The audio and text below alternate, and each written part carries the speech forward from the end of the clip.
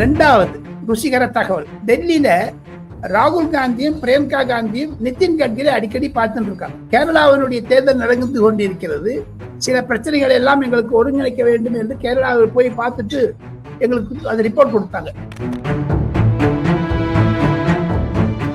தமிழ்நாட்டில் உதாரணத்துக்கு ராமநாதபுரம், சென்னை, காஞ்சிபுரம், இந்த மாதிரிலாம் எங்க ஓட்டு நடக்குது, polling booth, every polling booth அதெல்லாம் கனெக்ட் பண்ணிட்டாங்க எலெக்ஷன் கமிஷன்ல ஃபர்ஸ்ட் டைம். அது நான் நம்ம திவேஷ் தமிழா பேசி நேயர்களுக்கும் சொல்வதில் பெருமை அடைகிறேன். காரணம், ஃபர்ஸ்ட் டைம் எல்லா ஓட்டு போலிங் பூத்தினுடைய வெப்காஸ்டிங் வச்சிருக்காங்க, ஃபர்ஸ்ட் டைமா வச்சிருக்காங்க. ஏன் டிஆர் பாலும் கனிமொழியும் தேஜஸ்வி யாதவையும் மௌவா மைத்ரா திரிணாமுல் காங்கிரஸையும் மம்தா பானர்ஜியையும் அகிலேஷ் யாதவையும் அரவிந்த் கெஜ்ரிவாலும் தமிழகத்திற்கு வர வேண்டாம் ஏன் சொல்ல வேண்டும்? கனிமொழியை பார்த்தா எல்லா பெண் எம்பிக்கெல்லாம் போடுவாங்க பின்னாடி, உங்க படம் நல்லா இருக்கு அங்க டாண்டி, நல்லா இருக்கு சிஸ்டர் அப்படிலாம் சொல்லிட்டு, சார் என்ன நடந்தது இன்னைக்கு, விஜய் வந்துடுவாரா அப்படிலாம் கேட்கறாங்க. ஏப்ரல் 7, 8, 9 தேர்தல் முடிந்தவுடன் அசாம்ல 9ஆம் தேதி போலிங், 16, 15, 17, 15, 16, 17 இந்த 3 நாளும் தமிழ்நாட்டில் இருக்க போறாரு. தமிழ்நாட்டில் ஹேமந்த விஸ்வ சர்மாவும் யோகி ஆதித்யநாத்தையும் அமித்ஷா அவர்கள் 4 நாள் 5 நாள் தங்க வேண்டி சொல்ல இருக்கிறார். பல பாஜக ஏரியாலையும் ஏடிஎம்கே ஏரியாலையும் போகணும்னு. இது ஒரு பெரிய ஒரு திருப்பங்களாகத்தான் இருக்கிறது தமிழகத்தை பொறுத்தப்பட்டு. பேசு தமிழா பேசு நேயர்கள் அனைவருக்கும் வணக்கம். தமிழக ஊடகங்கள் யாருமே எடுக்காத ஒரு முயற்சியை நம்ம பேசு தமிழா பேசு ஊடகம் எடுத்துட்டு இருக்கோம்.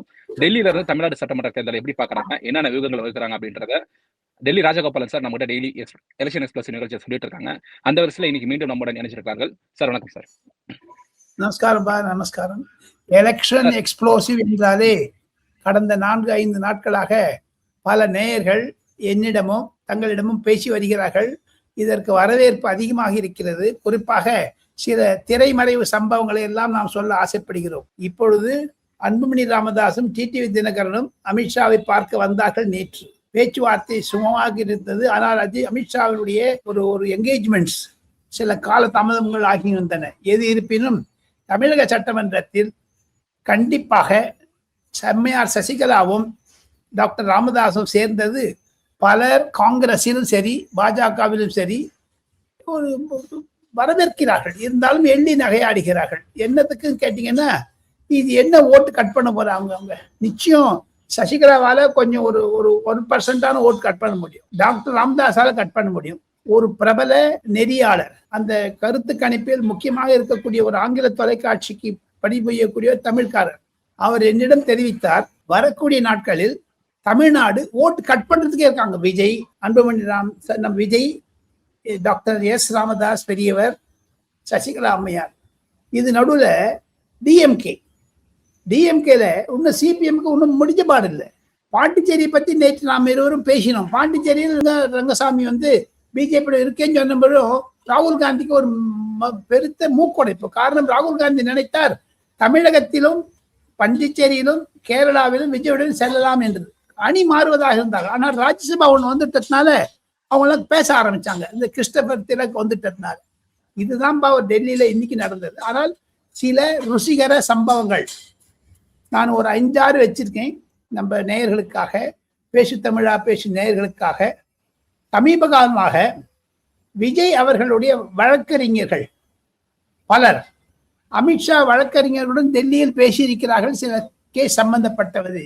3வது முறையாக விஜய் டெல்லி வந்திருந்த பொழுது அதற்கு முன்னதாக தங்கினாரே தாஜ் மான்சிங் ஹோட்டலில். அங்கு 3 வழக்கறிஞர்கள் சந்தித்திருக்கிறார்கள். இப்படி பேசினா நன்றாக இருக்கும், அப்படி பேசினா நன்றாக இருக்கும் என்று. ஏன்னா மறுநாள் காலையில் அவர் சிபிஐக்கு ஹெட் குவார்டர்ஸ் போக வேண்டியதாக இருந்தது. ஆக மொத்தம் அமித்ஷாவினுடைய மகன் ஜெய்ஷா அவர்களால் அனுப்பி வைக்கப்பட்ட அந்த வழக்கறிஞர்கள் 2 குஜராத்திக்காரர், 1 தமிழர்.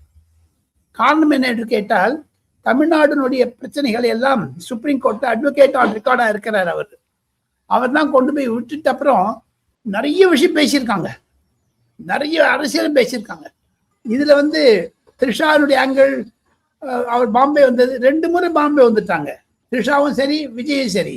எதுக்காக இவ்வளவு கலைமரங்கள்?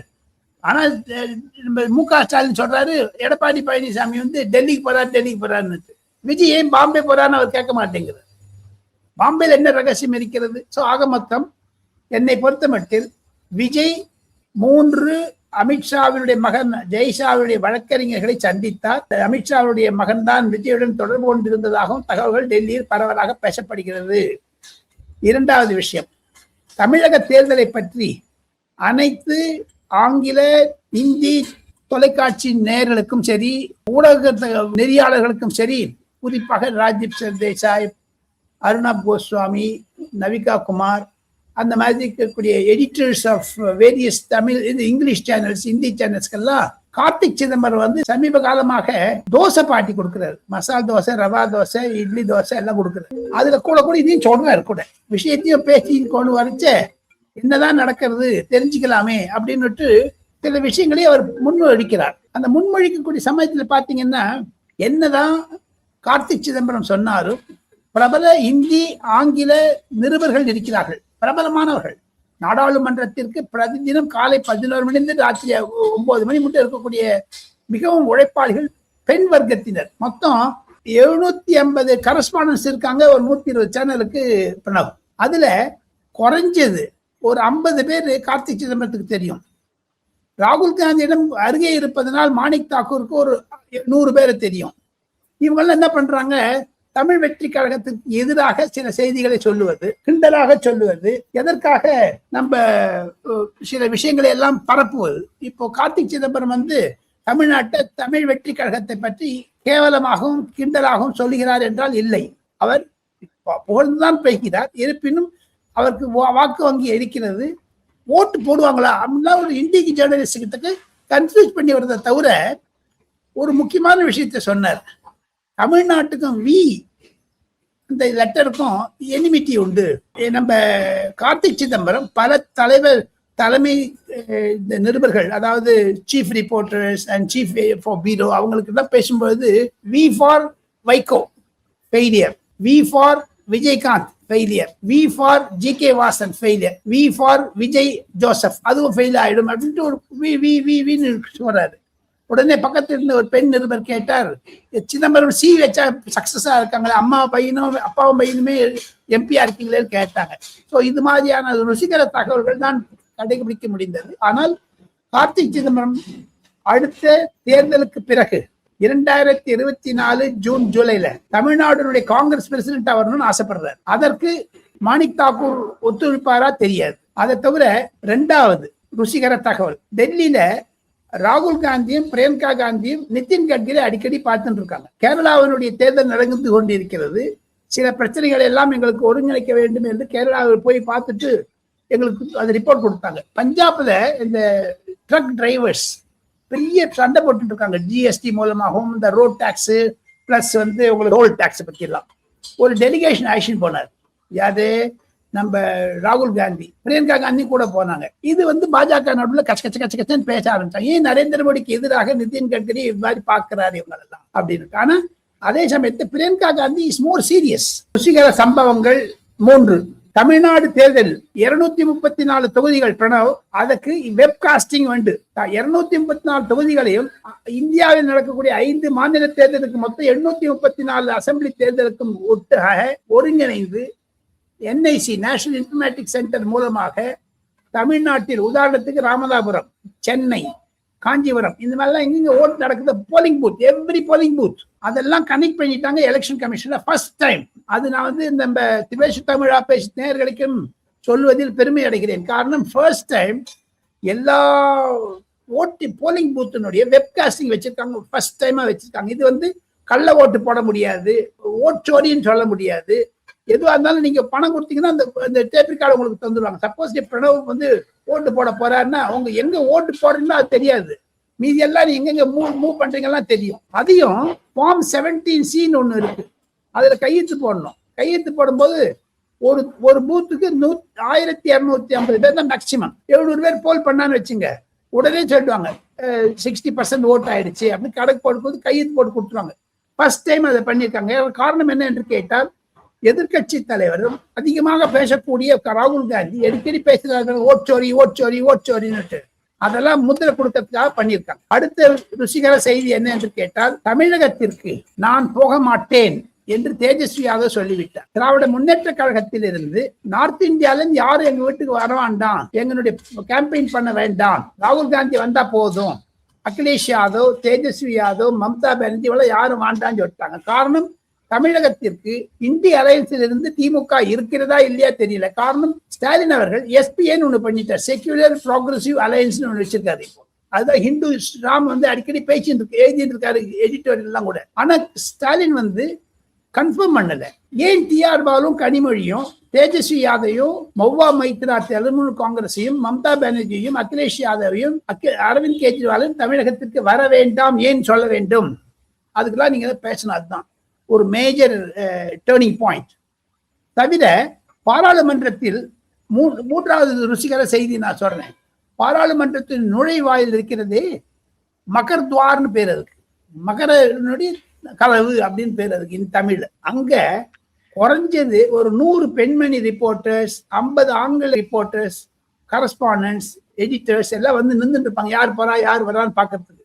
அந்த மகரத்வாரனுடைய என்ட்ரியும் பழைய பார்லிமெண்ட் கேட்டினுடைய 1ஆம் நம்பர் கேட்டையும் இப்படி இருக்கு, ஸ்ட்ரைட்டா இருக்கும், நேர ஒரு கோடு போட்ட மாதிரி இருக்கும். இப்போ திமுக ஆபீஸ், அதிமுக ஆபீஸ் எல்லாமே பழைய பார்லிமெண்ட்ல தான் இருக்கு, புது பார்லிமெண்ட்ல ஒன்றும் வரல அவங்க எல்லாம் கட்டடத்துக்கு. அந்த எம்பிக்கு தான் வரும்போது தமிழ், தெலுங்கு, கன்னடம், மலையாளம், ஒடியா, குஜராத்தி, மராட்டி இந்த ஜேர்னலிஸ்ட் தான் இருக்காங்க பாருங்க, 100 பேர் 50 பேர்லாம் நின்று இருக்காங்களே, அவங்களாம் மைக்கு பிடிச்சிட்டு சார் என்ன சார் என்ன சார் கேட்க ஆரம்பிச்சிடுவாங்க. இப்போ அந்த மகரத்வாரில் லேடிஸ் உமன் ஜேர்னலிஸ்ட் டாமினேஷன் அதிகமா போயிடுச்சு. உள்ள வர்றது ரொம்ப கஷ்டமா இருக்கு. ஏதாவது எல்லாரும் பாத்தீங்கன்னா வந்து சில எம்பி, பெண் எம்பிக்கள், குறிப்பாக பெண் எம்பிக்கள் பிரியங்கா சதுர்வேதி, மௌவா மைத்ரா, அப்புறமா வந்து நம்ம தமிழ்நாட்டில் கூட கனிமொழியை பார்த்தா எல்லா பெண் எம்பிக்கெல்லாம் போயிடுவாங்க பின்னாடி.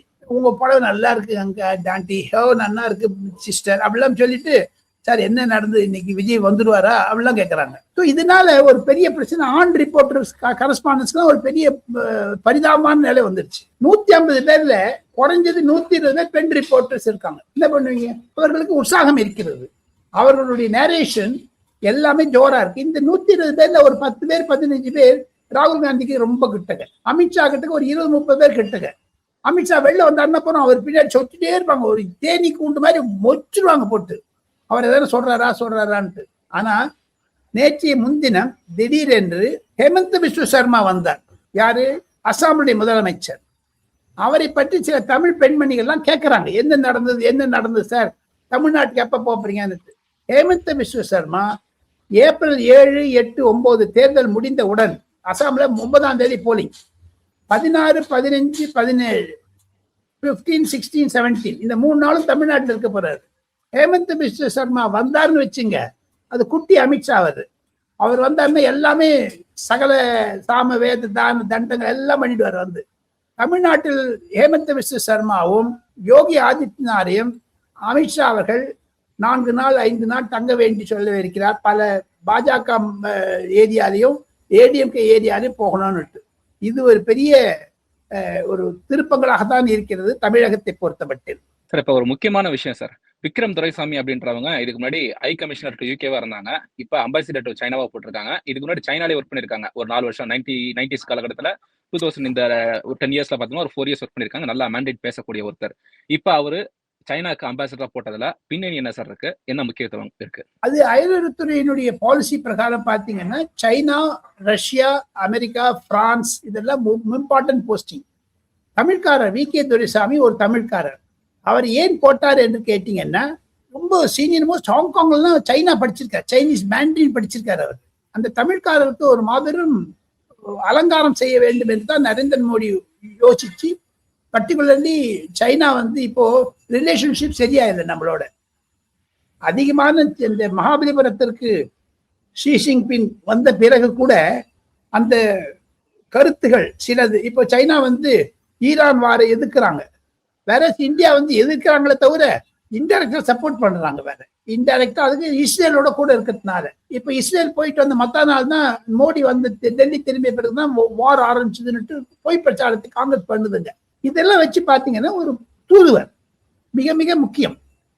நரேந்திர மோடியினுடைய செலக்ஷன், டாக்டர் ஜெய்சங்கருடைய செலக்ஷன், அவர் வந்து விஜய் துரைசாமின்னு பேர் அவருக்கு. இப்ப பாருங்க அவர் தன் பேரை மேண்டலியில மாத்தின்னு இருக்காரு வந்து வி ஜெய்மோங் அப்படின்னு. ஏன்னா வினா விக்ரம், அவங்க விக்ரம் துரைசாமி அவங்களால ப்ரொனவுன்ஸ் பண்ண முடியாது.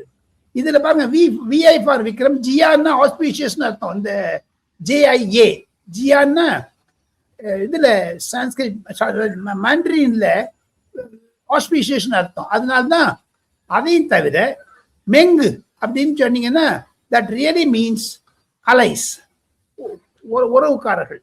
அதனால்தான் அவர் பேரை சைனால போய் வெய் ஜெங் மெங் அப்படின்னு போட்டு வச்சுட்டாங்க. இவர் தனக்கு பேரை போட்டு இருக்காரு. அடுத்த மாதம் பதவி ஏற்க இருக்கிறார். தமிழகத்திற்கும் வர இருக்கிறார். தமிழகத்தில் இருக்கக்கூடிய முதலமைச்சரையும் ஆளுநரையும் சந்தித்து, ஏன்னா அவங்க இந்த போஸ்டிங் போறதுக்கு முன்னாடி 3 மாசம் இன்டர்னல் டூர், பாரத் தர்ஷன் பேர் இருக்கு. அவங்க எல்லாம் இந்த ஆபீசர்ஸ் எல்லாம் போய் பார்ப்பாங்க. ஒவ்வொரு சீஃப் மினிஸ்டரா போய் பார்த்துட்டு என்னென்ன நடக்குது, அங்கங்க டெவலப்மெண்ட்ஸ் என்ன, சைனா என்ன இன்வெஸ்ட் பண்ணுது அப்படின்னு சொல்லிட்டு அந்த எஜுகேஷனுக்காக தான் தமிழ்நாடு வர இருக்கிறார். ஆளுநரையும் பார்க்க இருக்கிறார். முதலமைச்சர் மு.க. ஸ்டாலினை பார்க்க இருக்கிறார் என்பதுதான் போச்சதி. நாளை மீண்டும் இந்த தொலைக்காட்சியை நான் சந்திக்கிறேன். நன்றி, வணக்கம். ரொம்ப நன்றி சார், ரொம்ப நன்றி. Thank you sir. உலக தமிழ் சொந்தங்களுக்கு வணக்கம். நான் ராஜவேல் நாகராஜன். பேசு தமிழா பேசு வலையொலியுடைய வளர்ச்சிக்கு நீங்களும் உறுதுணையாக இருக்கணும்னு நினச்சிங்கன்னா இந்த வீடியோடைய டிஸ்கிரிப்ஷனில் இருக்கக்கூடிய ரேசர் பே லிங்கை கிளிக் பண்ணுங்கள். அந்த லிங்க்கில் போயிட்டு உங்களுக்கு விருப்பமான தொகையை பேசு தமிழா பேசுவனுடைய வளர்ச்சிக்கு உங்களுடைய பங்களிப்பாக நீங்கள் கொடுக்கலாம். நன்றி, வணக்கம்.